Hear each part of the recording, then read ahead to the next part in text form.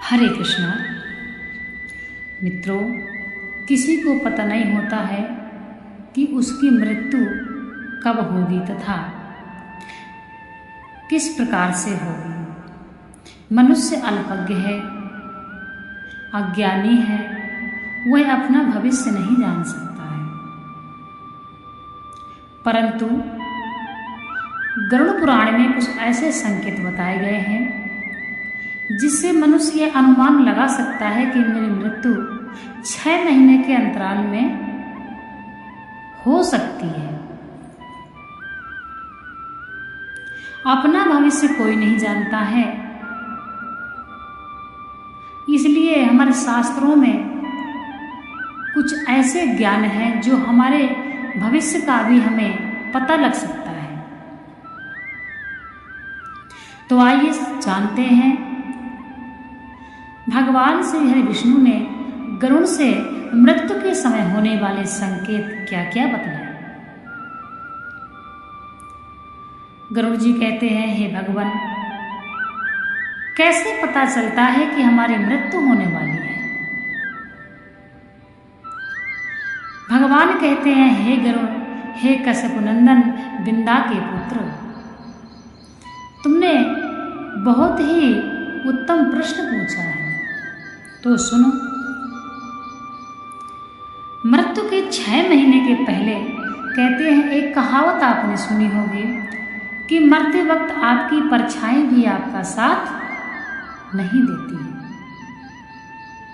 अर्थात आपकी परछाई भी आपको छोड़ देती है। यह गरुड़ पुराण में भी बतलाया गया है कि जब व्यक्ति की मृत्यु 6 महीने के अंतराल में होनी होती है तो उस व्यक्ति का जो प्रतिबिंब है, परछाई है, वह तेल और पानी और शीशे में दिखना बंद हो जाती है।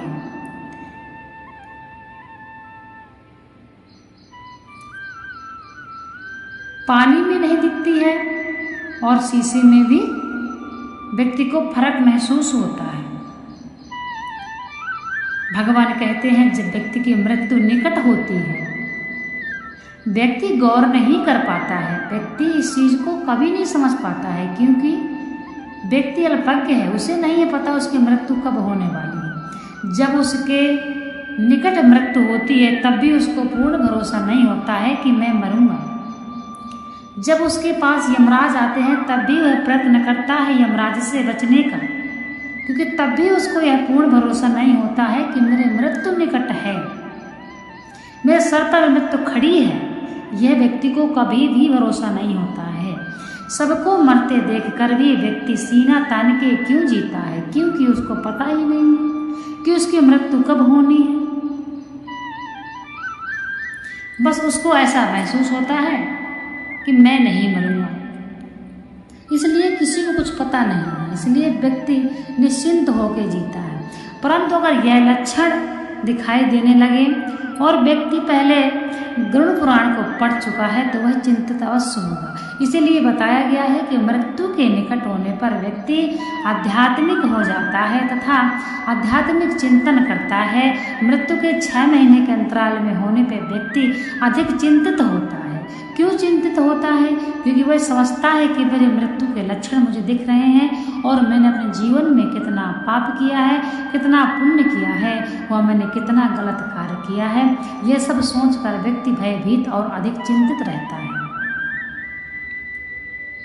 भगवान कहते हैं, जब व्यक्ति की मृत्यु निकट होती है तब व्यक्ति की हाथों की रेखाएं हल्की हो जाती है तथा उस व्यक्ति को अपनी नाक दिखना भी बंद हो जाती है। अभी हम दृष्टि नीचे करके देखेंगे तो हमें अपनी आंखों से हमें नाक दिखती है, परंतु मृत्यु के निकट नाक दिखना बंद हो जाती है। ये सर्वोत्तम लक्षण बताए गए हैं गरुड़ पुराण में।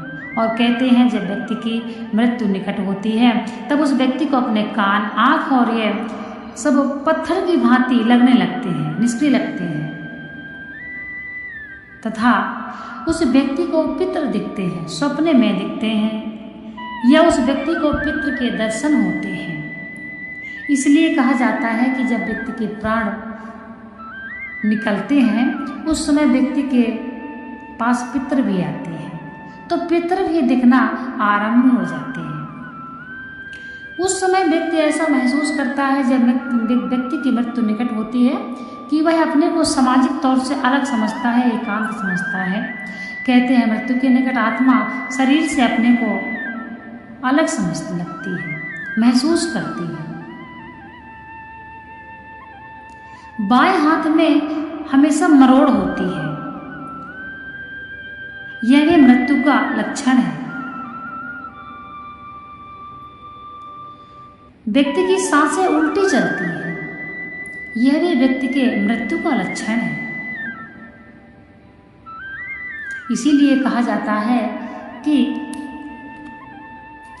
मृत्यु तो अटल सत्य है,